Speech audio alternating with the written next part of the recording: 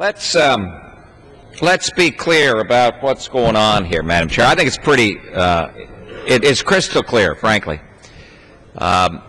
This side tends to believe in more government.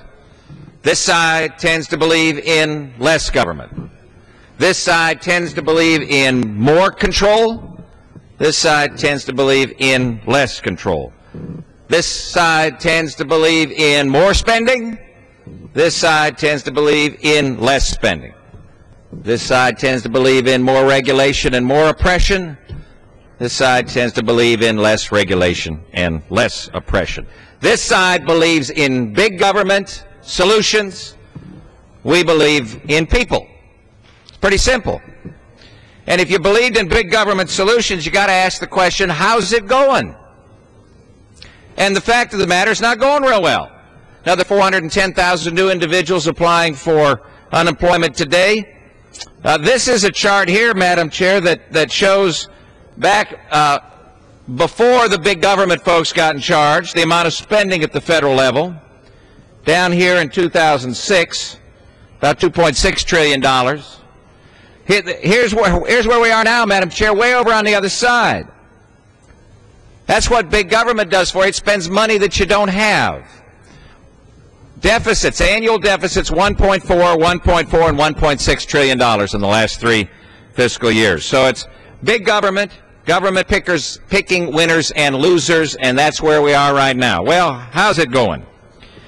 The free market, frankly, can't function when the government is picking winners and losers, and that's exactly what the American people have gotten over the past 2 and 4 years, and certainly what it got last year when Congress passed the Dodd-Frank bill and formalized their new political economy.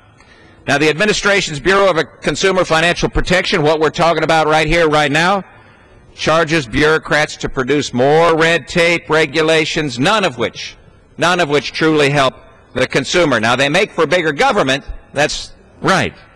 But much like the new health care plan, which prevents the American people from picking a health care plan that works for them, the Bureau of Consumer Financial Protection would simply tell American families which financial product is right for them, which credit card is right for them, which bank account is right for them, which mortgage is right for them, directing people in very, very specific ways. Now, there are real challenges within our financial system. There's no doubt about it. Absolutely not. But the failure of the regulators to do their job, as my friend from Texas said, doesn't mean that you need more regulators. You need the regulators to do their job.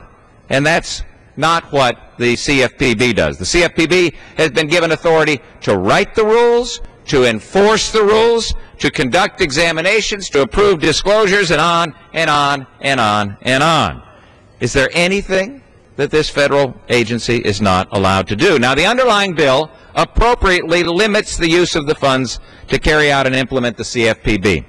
This amendment, the amendment that we're discussing right now, expands the mandates, expands regulation, expands the economic tinkering that's been handed down from this administration and from Democrats in Congress. So if you like this track, if you like big government and you like more spending, if you like a government that borrows more and spends more and taxes more and destroys jobs, then side with the folks who are specialists in that area.